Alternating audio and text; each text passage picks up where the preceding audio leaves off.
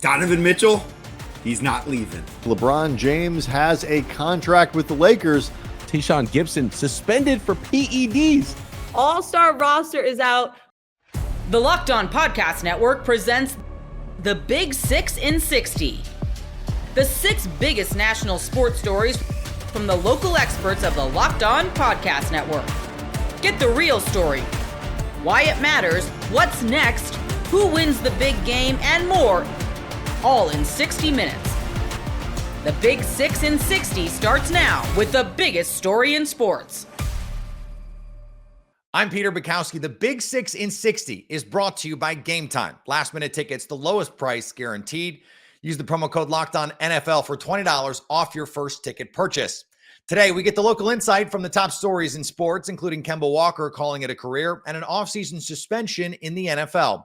But we start with the biggest story of the day. Donovan Mitchell came to the Cleveland Cavaliers 2 seasons ago and made an immediate impact. He's led the Cavs to 2 straight playoff appearances, their first without LeBron James on the roster since 1998.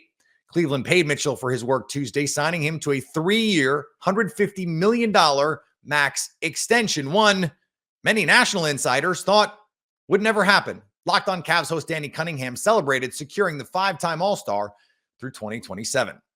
Going back now just under 2 years, early September, I believe it was September 1st of 2022, the Cavaliers made a blockbuster trade with the Utah Jazz that landed them Donovan Mitchell. It sent out a treasure trove of draft picks, as well as Lauri Markkanen, Colin Sexton, and Ochai Agbaji. And there was a warm feeling around it, but I think a lot of people nationally, so I know a lot of people nationally felt, oh, well, that it's just a rental. Donovan Mitchell is not going to sign a contract extension there. There's no way he's going to be in Cleveland long term. And that put, I think, a damper on that move for some people. And I understood why. Because anytime you see your team trade for a superstar, certainly a player the caliber of Donovan Mitchell, you want that guy to be around for a long time. And now that commitment from Donovan has been made to Cleveland, it feels so much different for everybody involved. It does. Because now, not only did the Cavs trade for a guy who has been, at worst, a top 15 player in the NBA since they traded for him. I think it's definitely a top 10 player in the NBA in that time. They got him to sign a contract extension. They got him to say, I want to be in Cleveland. I want to stay with this organization. I like the direction this organization is going in terms of building towards championship contention. That's what Donovan Mitchell did when he pressed send on that tweet early on Tuesday morning. That's what happened. And that is absolutely awesome for the Cavaliers. So it's a 3-year extension. It's worth $150 million. So that extension will take him up to, and the last year is a player option. I should note that as well. But this extension takes him up to 10 years of service in the NBA, which that means when he reaches that point, he is eligible to sign a massive contract extension where 35% of the cap he can sign for up to 5 years. And we don't know exactly what the cap is going to be, but a number that should be around $400 million. That is the next step in this. And obviously that can't happen for a number of years, but the Cavs and Donovan Mitchell are in a great place. I think Cavs fans should be super excited about this. I really, truly do. This is one of the biggest days in franchise history. No, it's not ahead of, the Cavs winning the finals or even the Cavs winning the Eastern Conference any of the times that they did that.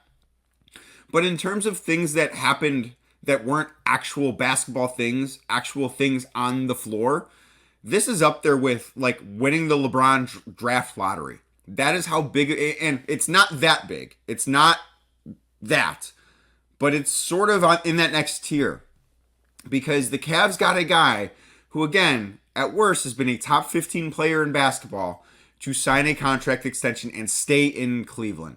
What a lot of people thought might just be a 2-year rental. So there were people who last offseason were advocating for the Cavaliers to trade Donovan Mitchell away because they thought there was no chance he would sign a contract extension in Cleveland. That could not have been more wrong. I've said from day one, and I've been in the locker room a lot around Donovan Mitchell in his time in Cleveland. I've gotten to know him on an okay level. I'm not going to act like we're best friends or anything, but I know him a little bit. I think that the noise that he wanted out has always been overblown. Always. I'm not here to say that he's going to be a member of the Cavs for the rest of his life. I'm not doing that. These things can really change quickly in the NBA. We've seen that. But Donovan Mitchell hasn't ever struck me as someone that was not happy to be in Cleveland. There was always the noise about New York, and I get it. He's from that area, and I'm not going to say there was no truth to that. I'm not going to say that. But I don't think it was always some foregone conclusion that Donovan Mitchell wanted out. I think that was unfair. I think that was wrong. And I think today proved that was never true. Because if he always wanted out, if he just didn't want to be in Cleveland, he doesn't sign a contract extension. He doesn't. I'm not saying he asked for a trade, but there were other signals that could have been sent. Instead, Donovan has been happy in Cleveland. Donovan has played basketball at the highest level of his career. He's been a better basketball player with the Cavaliers than he ever was with the Utah Jazz. That's not up for debate. It's not.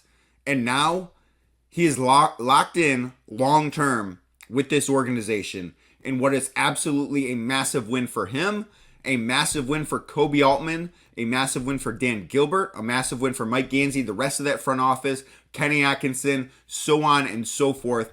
Everyone with the Cavs over at Cleveland Clinic Courts today should be throwing a party.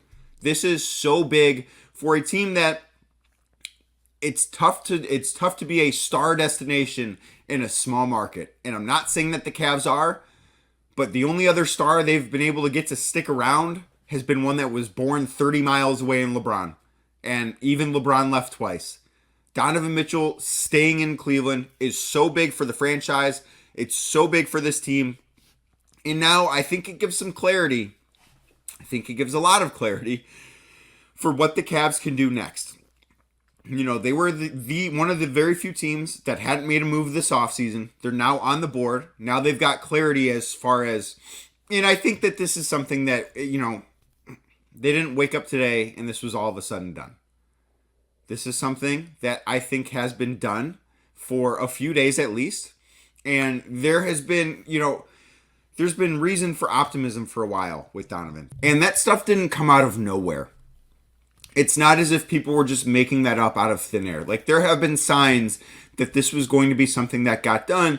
And I think you started to see that because, you stopped seeing Donovan Mitchell in all these absolutely ridiculous fake trades at various places that would just try and get you to click on their link so you could see, oh, we're sending Donovan Mitchell here because it's fun and why not? Those things were never going to happen. They never were going to happen. Again, this is such a big day for the Cavs. It is such a big day for Donovan Mitchell. And now the Cavs should be celebrating this. They should be celebrating this a lot because it's really difficult to do what they did. To trade for a guy that's in the top 15, make him a better basketball player, and get him to commit for the long term. That's a tough thing to do, especially in today's NBA where players move around so often. So often. The Cavs should celebrate this. The Cavs deserve to celebrate this. That doesn't mean the work is done. They still have a lot to do. They have a long offseason ahead of them where they need to, I think, change some things with this roster. But I think now they can start to get into that. I really do.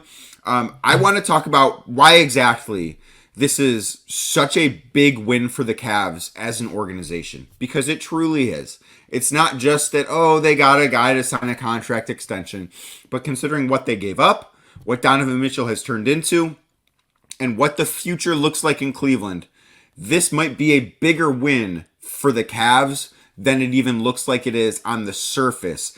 Stay up to date on all things Cavs by subscribing to Locked On Cavs, part of the Locked On Podcast Network, your team every day. Coming up, the James household has now signed 2 NBA contracts with the Lakers in as many days. We'll get you the numbers on LeBron's deal to stay in LA on the Big 6 in 60. I love sports. I love them so much. I never want them to stop. But with the NBA and NHL playoffs over, we have fewer games. And the sports just aren't sportsing like I want them to. But FanDuel lets me keep the sports going whenever I want. All I have to do is open the app and dream up bets anytime I'm in the mood. And this summer, FanDuel is hooking up all customers with a boost or a bonus daily. That's right, something for everyone every day all summer long. The John Deere Classic is this weekend, and Scotty Scheffler will not be there, so anyone can win the tournament. FanDuel agrees no golfer has odds better than 14-1 to win, and those 14-1 odds belong to Sung J M. Jordan Spieth at 20-1, Jason Day at 33-1. Just to give you a couple notables here, head over to FanDuel.com/lockedon and start making the most out of your summer. FanDuel, official sports betting partner of Major League Baseball. Welcome back to the Big Six in 60, where our local experts take a deeper dive into the day's biggest sports stories. I'm Peter Bukowski. The James family has had a busy couple of days in Los Angeles. Bronny was formally introduced by the Lakers Tuesday after signing his multi-year contract with the team as their second-round pick. And early Wednesday, LeBron Sr. signed a 2-year, $108 million max extension with LA. After the news of the second contract broke this morning, Locked On Lakers host Brian and Andy Kamenetsky hopped on to give their instant reaction. The window, Andy, for go out and find me somebody that can improve the team, and I will take less money, 15, 20, whatever it might be less. That window has apparently closed. Yes, it has closed. Talked about this before when it was originally reported. I think that this was put out there with a very, I don't want to say expectation, because I do think LeBron was genuinely hopeful that they could get guys like, literally like Klay Thompson, James Harden, DeMar DeRozan, or Jonas Valanciunas. He was the reports on Wednesday. It's Wednesday that Klay and LeBron had talked a lot about this. Right, exactly. But a lot going on. His very specific list, I think LeBron was very sincere about wanting those guys, but I also think that there was an effort to proactively get ahead of, because I've already seen some backlash among Laker fans for LeBron taking the max salary allowed at age 40. Doesn't he care about winning? Blah, blah, blah. And we're going to do another show where we can get into more of the implications of this. But I think that there was some getting ahead of that on Team LeBron. And with that in mind, I think letting Woj know via Rich Paul that he's going to be talking with Rob Pelinka and Jeannie Buss about the possibility of taking like $1 million or so less to remain under the second apron, I fully expect LeBron to do that. I think that's what's going to end up happening for two reasons. First,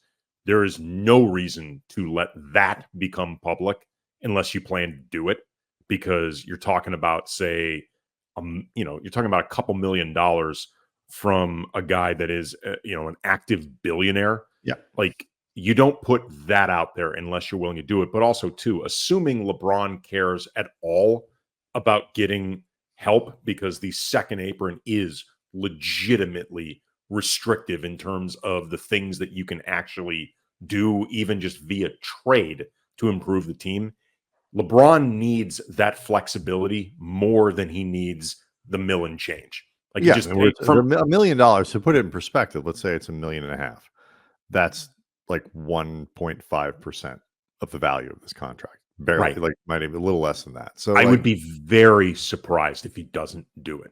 And there is still, I think which is good for the Lakers. It's good for the Lakers. They pushed this out, I think, until the 6th is when he would sign it. So there is still a little bit of time. Like, if the Lakers can figure out a way to acquire DeMar DeRozan, can figure out a way to fold in another player. The clock is still open there for presumably if they, Rob Pelinka pulled a rabbit out of his hat and said, "Hey, LeBron, we've got this set up for you. Would you be willing?"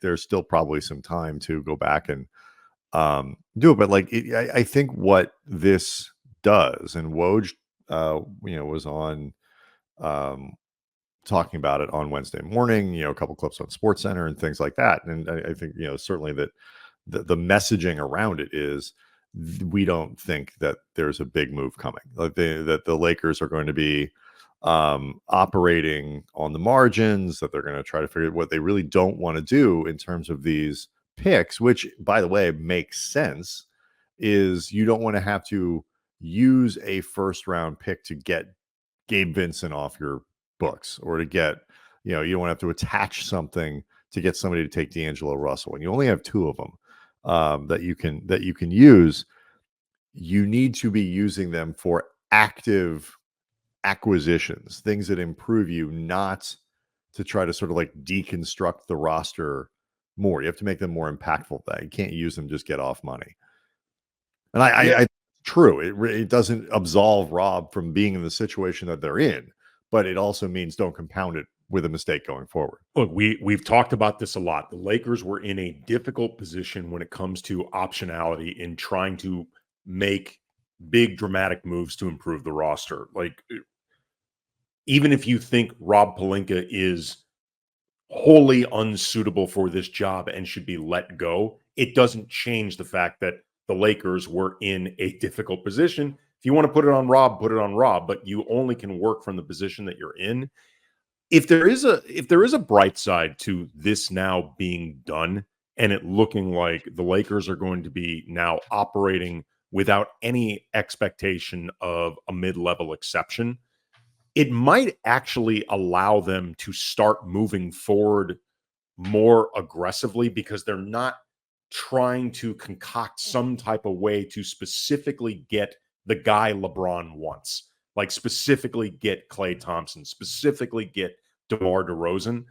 If there are other moves that they could potentially make moving forward, they can just focus on that other stuff. I guess. Now. I mean, sure. But I mean, I think because it does seem like they've been pretty hung up on these very specific, which we talked about this before. I don't think any of the guys on LeBron's lists were home run guys to begin with. I really don't. I'll push back a little bit on that. I think there's probably a pretty significant overlap between the impact players LeBron would have been happy with and the types of players the Lakers go after. It's not that great a market of players. Like there's probably a significant overlap there. And I also believe that if the Lakers but I'm talking about guys who aren't just specifically free agents, though. Right. But like if LeBron said, look, hey, we've got access to this guy who isn't somebody on your list, so to speak. And it's not like LeBron put out a list, but like here are 3 impact players that we think we can go get that, like I don't read this situation as LeBron said, here are 4 guys that you can go get that I'll take less money for. I read it as these are the types of players that I'm interested in playing in. If you can make more money than you are able to give or do, if you can accommodate them, if you can figure out a way to make it happen, these are some of the guys. Okay, sure. If you can figure out via trade, I guess is what you're talking about. Like there's a trade, there's a something else or whatever. And for some reason that would require LeBron. I'm not sure what the mechanics of this would look like, but that would require LeBron to take less money. I don't think that would have been. I'm not talking about him taking less money. I'm talking about them just knowing this is the world we're operating in. We don't need to focus on DeMar anymore. We don't need to focus on Klay anymore. We can just move forward. I'm saying I don't think those things are mutually exclusive. I think for an operation this small, they unfortunately might be. Maybe. I don't know what those moves would look like. I mean, I don't still left with the same people that you have the ability to trade. You still have this, you're locked into the same stuff. I don't think they have been. I appreciate the optimism. I don't think the glass scenario you're talking about has been the limiting factor necessarily. I don't know. They've seemed very, again, this may just be my read from the outside looking in. They have seemed very micro targeted in this approach so far, because those are the players that are out there and available. Like those are the names. Like they're the names that everybody's looking at. There's nothing scientific or weird about it. Like that's there have been other players who've moved this is in part because this is how I think the front office often works. So we'll see. This is not the rosiest of glass half fulls. I'm just wondering if it just can allow them to maybe move forward with a little less of a narrow path. Maybe. It may not. It may signal an off season where pretty much nothing gets done and they look to make something happen mid-season like they did a couple of years ago when they moved Russ. Right. It's one of these things where, like, again, if Bronny also signed, agreed to his deal. It's 3 years, a max 4-year deal, the fourth year being an option. It's a little under $2 million Team a year. option. Team option, right? A little under $2 million a year, which is pretty standard for, guy in his position. Probably less money they would have made in college this year on doing NIL stuff. And so that stuff factors in. Like, could the Lakers have an extra roster spot had they not given that to Bronny? Okay, so now you have one. But given where they are, it would probably, you're talking about a minimum player at this point. So they've got work to do if they want to try to move this roster around. How do try to unload guys, try to shift things, and may just be waiting to see what everything looks like when it's done. Like, the LeBron news, I would say the biggest thing that's surprising to me isn't the number, it's the structure. There was a lot of talk that LeBron wanted a 3-year deal, and the Lakers certainly would have given it to him if that's what he wanted. And it does make we're doing this again. Like, we are not off the LeBron James 1-and-1 treadmill, where he kind of keeps that leverage over the team to some degree. And I see that you can look at it two ways. You can look at it the first way being actually there were about maybe a few different ways to look at it. The first one being keeping up that sort of relentless pressure on Pelinka and the front office and saying, show me year to year. Like, I can always go next year. I can always go next year. As to whether or not the Lakers are moving in a direction that he likes. It could be a matter of him believing that, what? Yes, I understand I'm 40, but I'm still playing at an incredibly high level. And, I can kind of extend that path out a little bit with the 1-and-1s and give myself control, whatever it might be. Or it might be there is a certain amount of flexibility that is built into a 1-and-1 every year. If LeBron opts out again next year, the Lakers will be in a position where perhaps he could take less money next year to accommodate a player coming in. So there is a certain degree of flexibility that's offered to the Lakers, in addition to that pressure aspect by LeBron continuing on the 1-and-1. I guess I understand what you're saying. I don't disagree with it. I think this is just life with LeBron. I mean, there have been times where LeBron has had 2 or 3 years left on his deal, and you can see that the front office is sweating the idea of he could leave. And I don't mean just the Lakers. I mean all organizations. This is just sort of life with LeBron. If LeBron signs a 3-year deal at age 40, it's that dynamic is different. No, but the pressure, he wants to leave. He wants to. This is just the way it is. It's the way with all superstars. It's not even that way with LeBron. It's been this way with LeBron because LeBron is LeBron. But the truth is, we see this now with all superstars because big contracts are now signed, and we'll worry about the details later. The details including, I may decide I want to leave. Stay up to date on all things Lakers by subscribing to Locked On Lakers, part of the Locked On Podcast Network, your team every day. The Magic pulled off the rare renegotiation and extension with Jonathan Isaac, which will keep him in Orlando for the next 5 seasons. Orlando renegotiated the $17 million it owed Isaac for next season, and the power forward will make a total of $84 million over the next 5 years. It's just the 12th renegotiated and extended contract in the last 18 seasons. And Locked On Magic host Philip Rossman-Reich tells us what it means for the Magic. The Magic are continuing the run it back train. The Orlando Magic have 1 roster spot left. We are expecting that it will be Joe Ingles. I'll put an outside chance that it's Markelle Fultz still. But the Magic are essentially bringing back the very same roster they had last year, except for adding Kentavious Caldwell-Pope and adding Tristan da Silva. Like I said, this Jonathan Isaac thing is a little bit complicated and a little hard to explain. It is a very rarely used part of the collective bargaining agreement. A very rarely used rule. I think I read there was only 4 or 5 players that have ever been renegotiated and extended in this way. And look, the Magic got a really good deal. I think Jonathan Isaac is essentially going to be the team's 6th man next year. They will bring him off the bench. He will make a humongous defensive impact.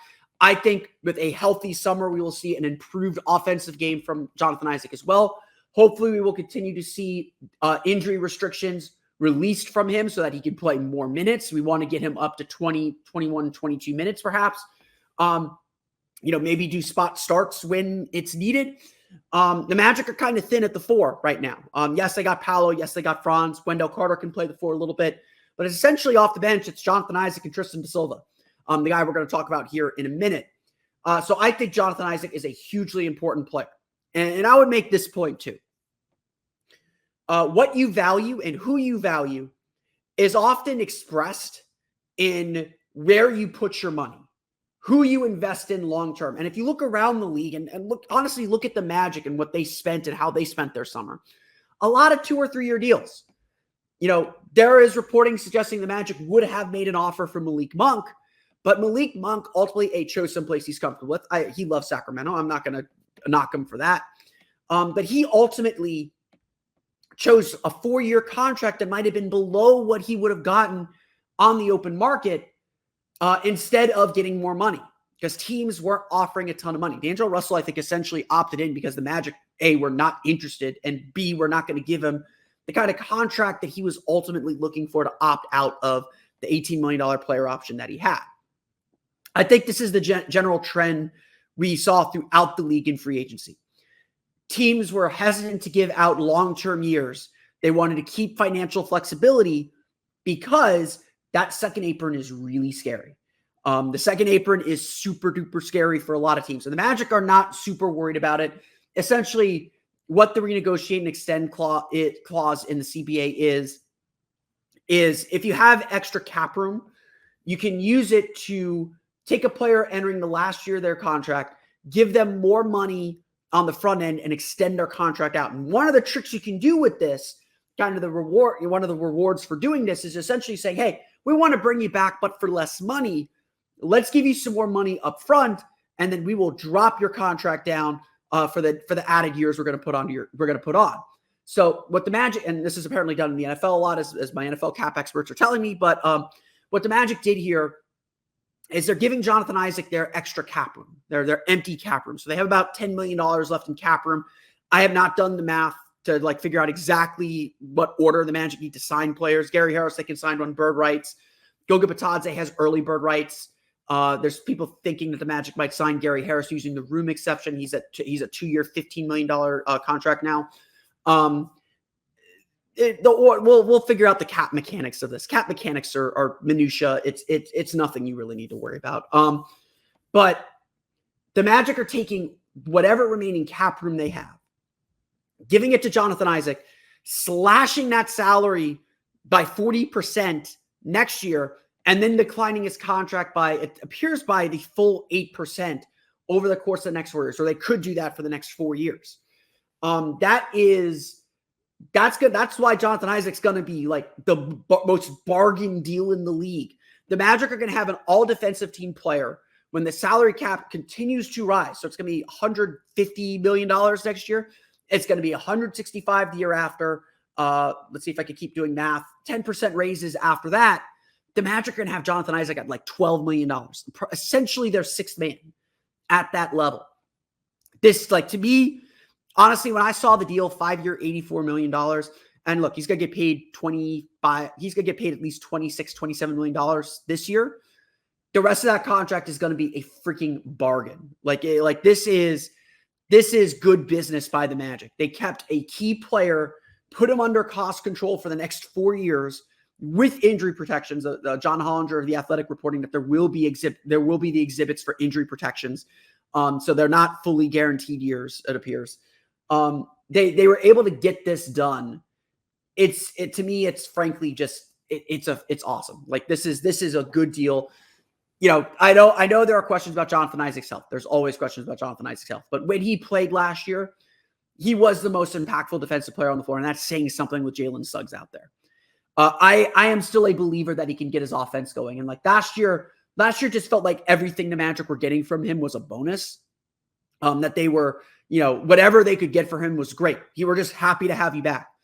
Now we can start seeing him continue to add and improve his skills, see him get more minutes, build up his stamina again, so that he could play meaningful minutes and be essentially the team's sixth man. I think that's the role that he's ultimately going to play for this team. This is a ridiculous home run signing. There's going to be protections in there for the Magic to get out of it.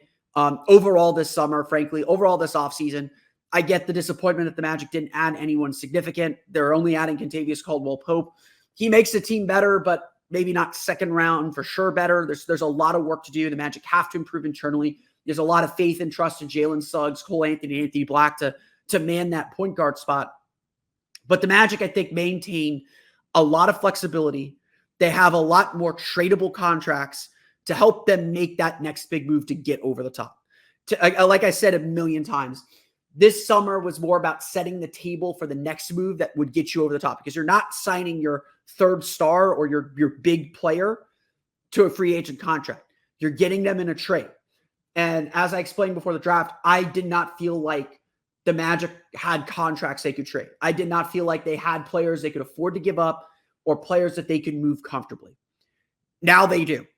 They could combine a couple players off their bench into one really good player and still have some depth. They could, trading a Wendell Carter for another center I still think that's the only weak spot on the roster. But the Magic, I think, are in a much better position to move nimbly for whichever star becomes free, whichever star they're interested in next, that becomes free. I don't think they were ready to make that move now. I don't think they're ready to kind of push those chips in for DeJounte Murray, for instance. But I really look at the Magic's books now, and again, it's all speculative because we don't know what those final contract numbers are going to be. But I'm really impressed. I will say I do think the Magic did a good job setting the table. Again, does that mean they're going to have a better 2025 than 2024? They're going to be about the same. To be honest, they're going to be about the same. They'll probably be fighting a little bit for home court advantage. They'll be playing to that last day. It's going to come down to a game here or there. Wouldn't surprise me if they take a little bit of a step back record-wise, but it wouldn't surprise me if they take a step forward record-wise. I think they'll be about in the same group, that kind of B tier of the Eastern Conference, hopefully fighting for home court advantage. Might lose a game on a random Tuesday that pushes them to the 6th seed, maybe to the play-in tournament. They have to play their way in. They'll be a tough out. They'll be one of the best defensive teams in the league again. The offense will probably have its moments, but mostly struggle still unless some players take some major leaps. Franz Wagner with his three-point shooting especially. But I do think the Magic are ultimately a better team on paper, even if the results won't show that. And I think they're in a better position to make the leap talent-wise that they'll have to make that they couldn't make with this free agent class. This wasn't a good free agent class. I've had some people say $50 million in cap room and all you could get was Kentavious Caldwell-Pope. I was like, Kentavious Caldwell-Pope was probably the third or fourth best free agent on the market. They didn't do a bad job there, and they didn't overpay for him. They didn't throw $30 million at his feet. They got him at a relatively good price. The structure of the contract appears to be really well done as well for them. We'll see now. Now that all the signings are in place, they know the cap room that they have to sign with Kentavious Caldwell-Pope. They'll probably manipulate that figure to get to something that they like. So we'll see what the ultimate structure is. But, Magic, I think, did some pretty good work. Not exciting. This team isn't exciting, but I think they're setting themselves up for the next move, and we'll see what happens after that. Stay up to date on all things Magic by subscribing to Locked On Magic, part of the Locked On Podcast Network, your team every day. Up next, free agent Tashaun Gipson. We'll have to find a team that's okay with him missing the first 6 games of next season. We'll get you the details on his suspension on the Big 6 in 60. Game Time makes getting to the ballpark even faster and easier. Prices on the Game Time app actually go down the closer it gets to first pitch. With killer last-minute deals, all-in prices, and their best price guarantee, Game Time takes the guesswork out of buying tickets. They're obsessed with finding ways to help you save money on tickets. Game Time has deals on tickets right up to the start of the event. Have you heard how many times I've said the word tickets? They're obsessed with them. Find exclusive flash deals and sponsored deals on tickets for football, basketball, baseball, concerts, comedy, theater, and more. There, I said it again. And the Game Time guarantee means you'll always get the best price on tickets. If you find tickets in the same section and row for less, Game Time will credit you 110% of the difference. Take the guesswork out of buying tickets with Game Time. Download the free app, and new users can get $20 off their first purchase with code Locked On. Terms apply. That's code Locked On for $20 off your first purchase with Game Time. Download the Game Time app today. Last minute tickets, the lowest price guaranteed. This is the Big 6 in 60, a closer look at the 6 biggest stories in sports. I'm Peter Bukowski. The NFL suspended free agent safety Tashaun Gipson 6 games for a violation of the league's performance-enhancing substances policy.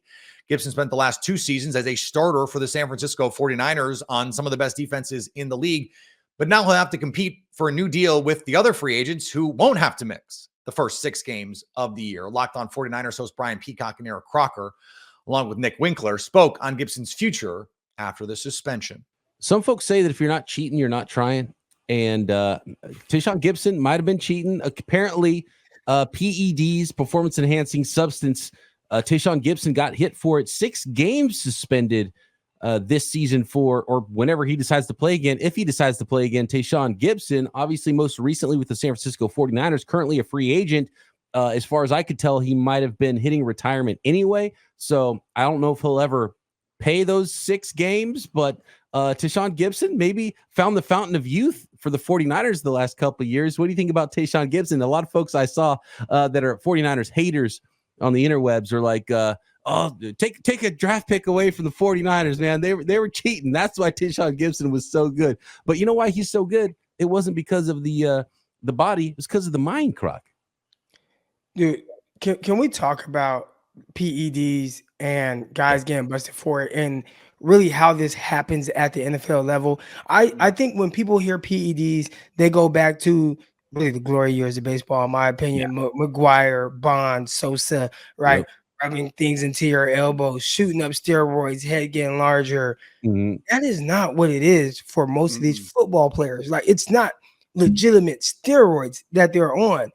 All it means is they're taking some kind of supplement, which could be something that they've been taking, something very harmless, but they changed the ban list like every year. They're adding different things to it. So something that, 2, 3, 4, 5 years ago seemed super harmless, just a normal over-the-counter GNC, supplement that you've been taking, a little protein powder. All of a sudden, the NFL outlawed it. And if you don't look at the updated list, it could be something now that is updated and you're not even aware of it. So I think it was Tommy Davis, the linebacker from the Carolina Panthers. He got busted years ago and he was crying, right? Like, he was so upset and saying, hey, he put out a whole thing where he's talking. He's like, I would never cheat the game of football. Like, I did not cheat you guys. This was an honest mistake. I think for a lot of these guys, it is a very, very honest mistake. They're not sitting there pulling their pants down and getting a needle into the butt cheek, trying to take steroids to get like the ultimate edge.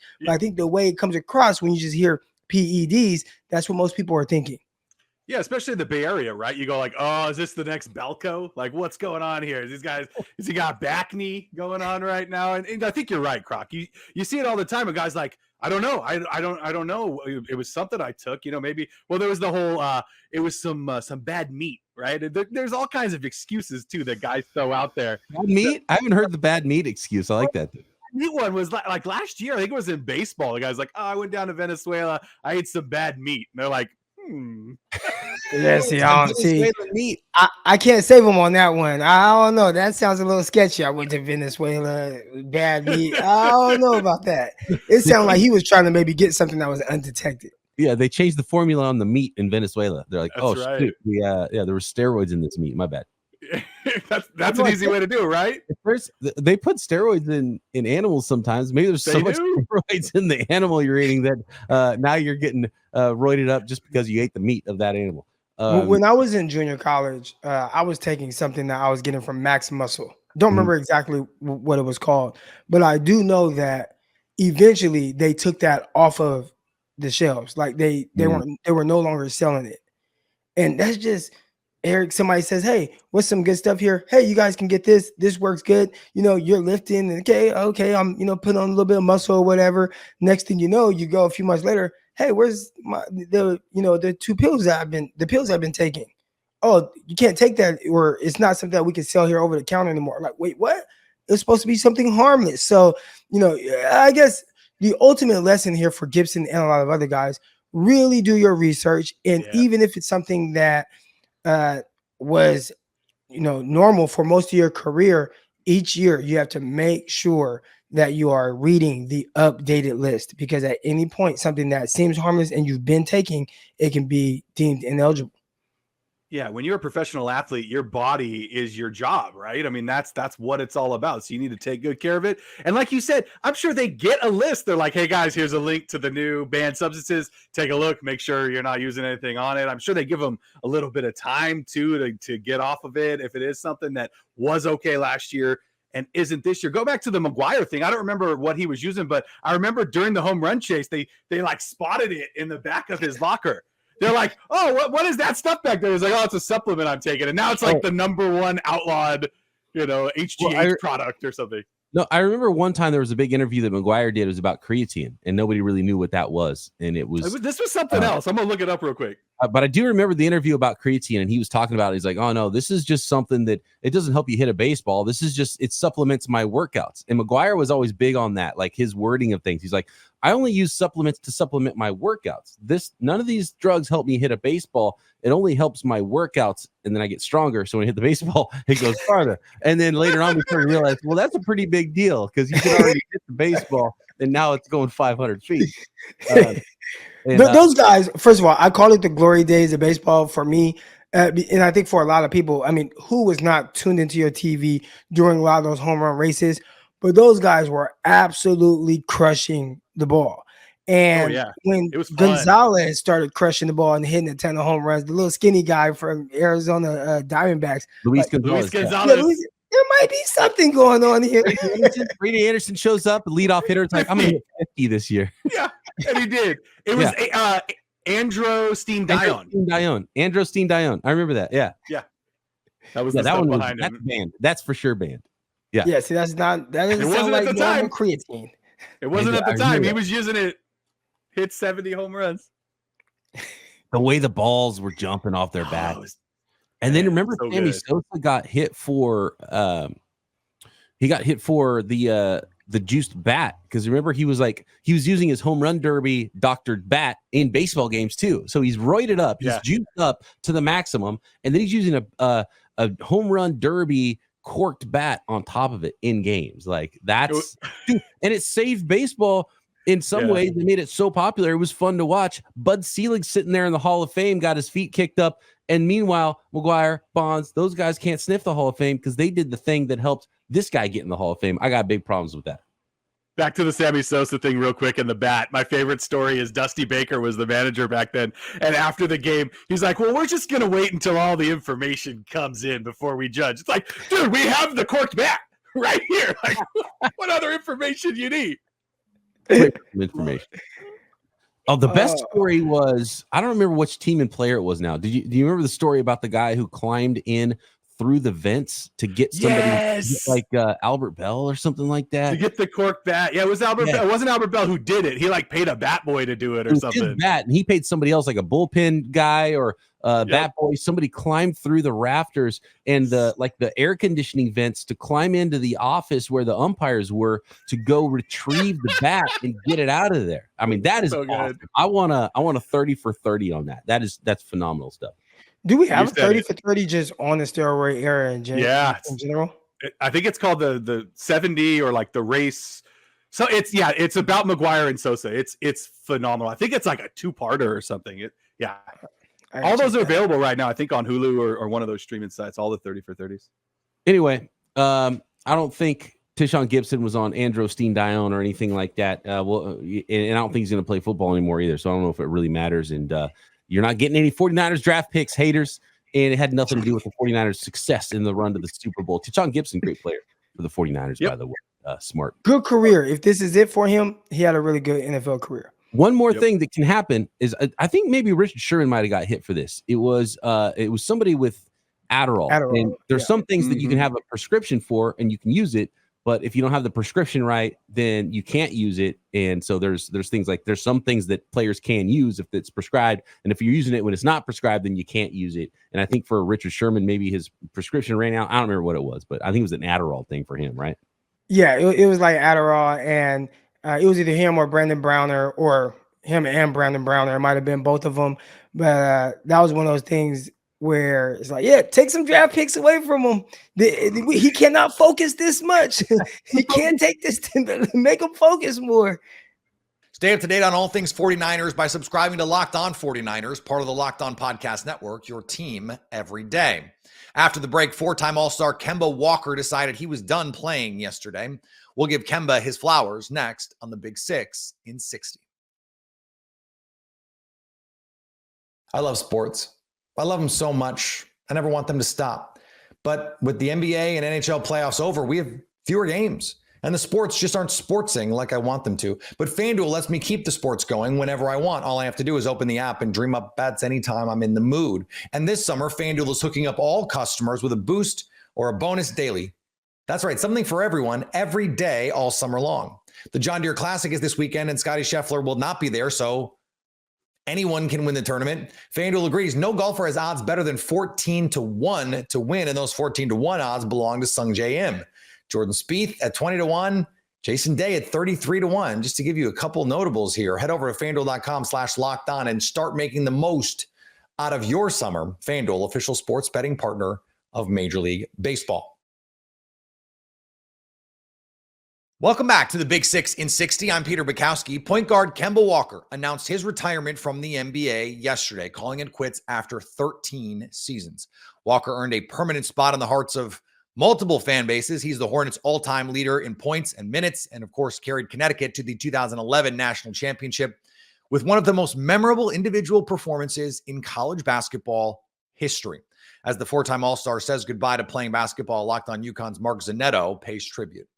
I moved down to North Carolina from New York City in the spring of 2009. So coming up on that last Kemba Walker season, that's at 2010-2011 national championship season. And so I was obviously still able to follow them, but it wasn't the best season. It wasn't the seasons that we've just had. As you can see, the banners above my head, the promise of having a team that's in the top five in the country, dominating, just good feelings all around. This was a team that had a lot of talent, but was a struggle, at least the way I remember it.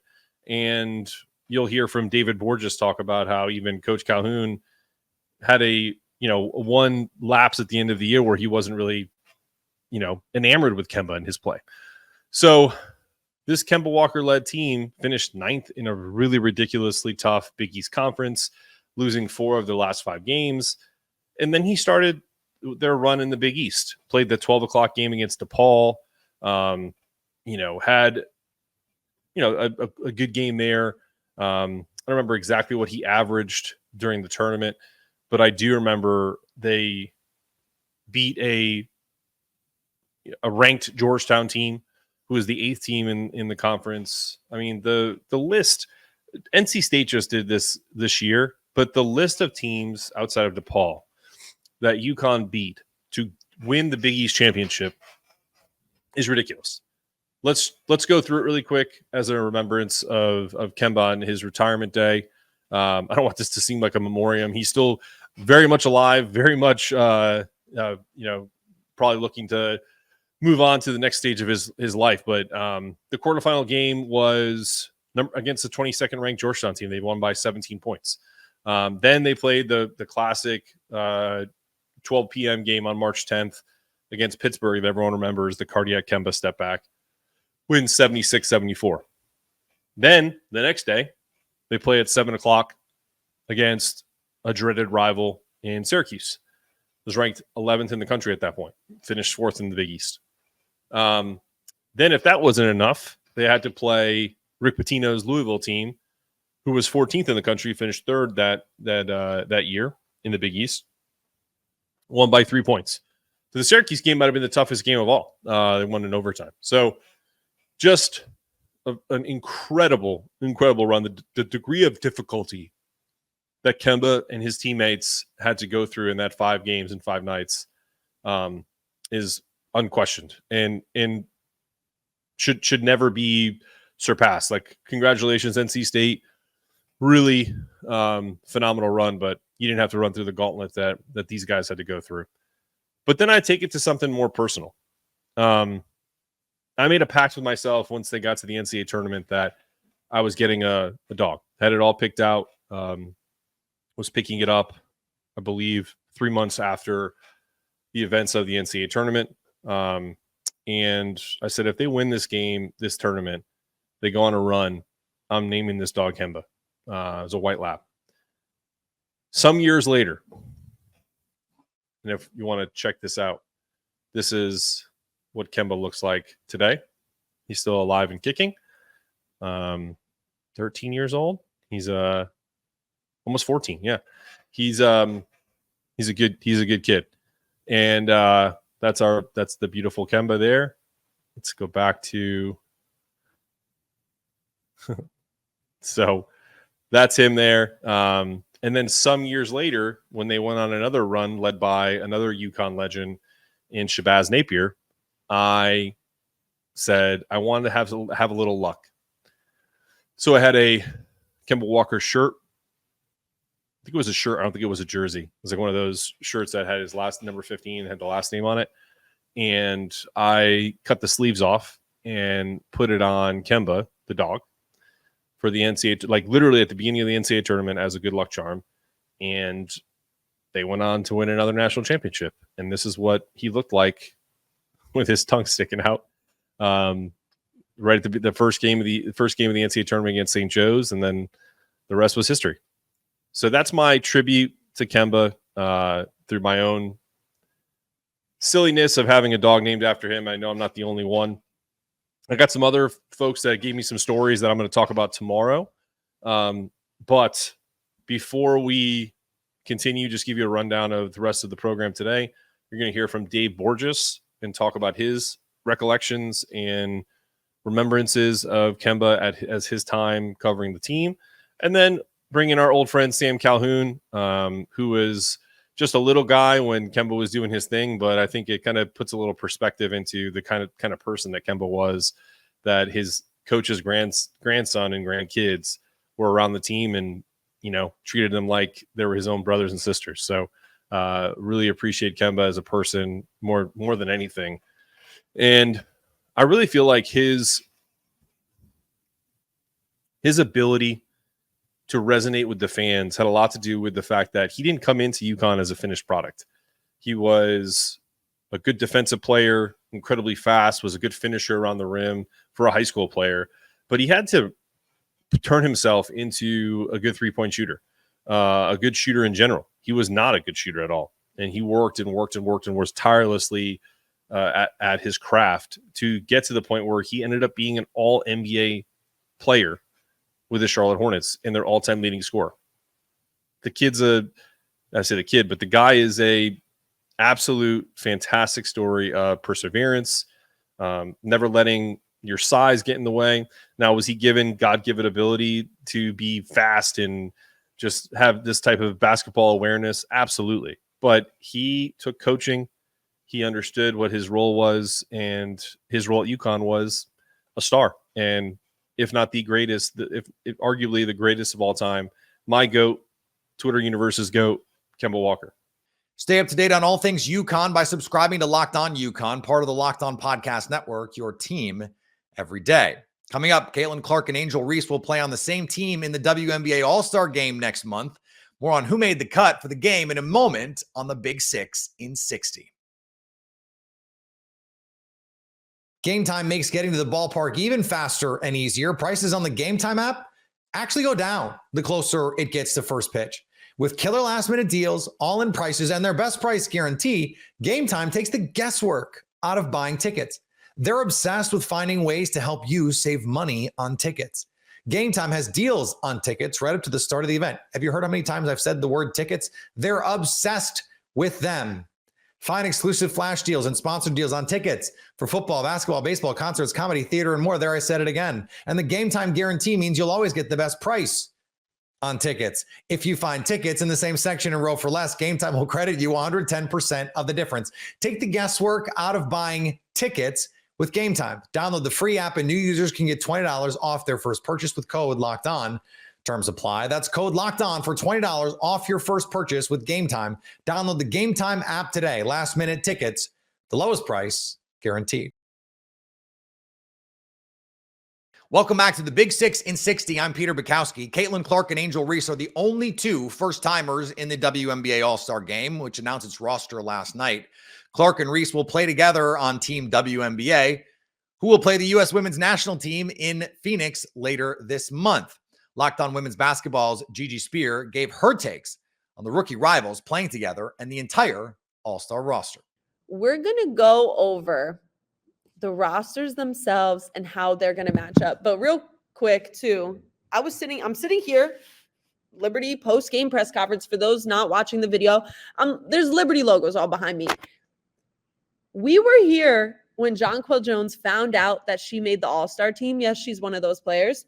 And Sabrina was banging on this table. Sorry, audio listeners, I had to do it. And Jonquel goes, yeah, but I'm going to still block her shot, though. So it's kind of crazy. You're going to have teammates playing teammates, really. And the beauty of it all is Stu even told us, hey, more people are going to watch this game, and more players are going to be more competitive throughout the game because it just makes for a more competitive atmosphere naturally. So let's go over real quick, once again, the USA roster. The links, Napheesa Collier. Then we also have Kalia Copper, Chelsea Gray, Brittany Griner, Sabrina Ionescu, Jewel Lloyd, Kelsey Plum, Brianna Stewart, Diana Taurasi, Alyssa Thomas, Asia Wilson, and Jackie Young are people representing our country, if you're in America like I am. So on that team, we have the Lynx covered. We have the Mercury covered. We have the Aces covered. We have the Liberty covered. We have the Storm covered.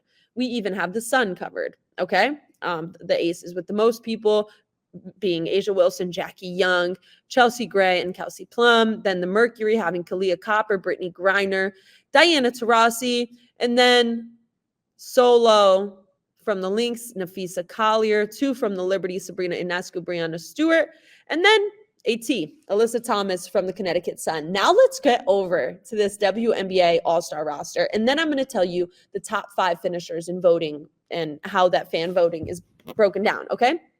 So here is the WNBA All-Star roster. DeWanna Bonner, Aaliyah Boston, Caitlin Clark, Alicia Gray, Dearica Hamby, Brianna Jones, Jonquel Jones, Kayla McBride, Kelsey Mitchell, Arike Ogunbowale, Nneka Ogwumike, and Angel Reese. Wow. Huh. Any surprises? Snubs, if you want to know about snubs, is going to be coming out later this week. Okay, so let's talk about the teams represented. The Suns, DeWanna Bonner, Brianna Jones. Then from the Fever, any surprises? Aaliyah Boston, Caitlin Clark, Kelsey Mitchell. From the Chicago Sky, the Lone Ranger and Angel Reese. From the New York Liberty, the Lone Ranger, Jonquel Jones. From the Dallas Wings, Arike. From the Minnesota Lynx, Kayla McBride.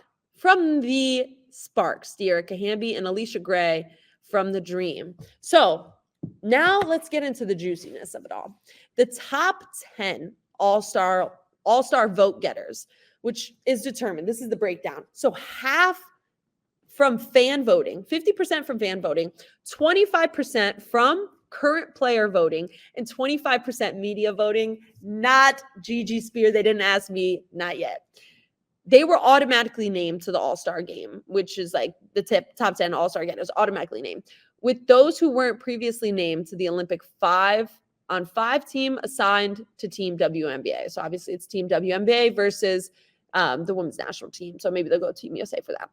So the top 10 players were in alphabetical order: Boston, Clark, Napheesa Collier, Kalia Copper, Hamby, Sabrina Ionescu, Ogunbowale, Brianna Stewart, Asia Wilson, and Jackie Young. Clark and Boston received the most fan votes, followed by Wilson, Stewart, and Reese. So let's get into those numbers, okay? 700,735 people voted for Caitlin Clark. Any surprises there? 618,680 people, Aaliyah Boston. Asia Wilson, 607,300. Brianna Stewart, 424,135. Angel Reese, From the Chicago Sky, 381,518. So Clark leading the way with 700,000. Angel Reese with 380,000. Stay up to date on all things WNBA by subscribing to Locked On Women's Basketball, part of the Locked On Podcast Network, your team every day. Thanks again to all of our hosts for their expert analysis on the biggest stories of the day. Follow your favorite team's podcast wherever you listen and on YouTube for new episodes every weekday. Tune in again tomorrow for a new hour on the 6 biggest stories in sports. This has been the Big 6 in 60 from the Locked On Podcast Network.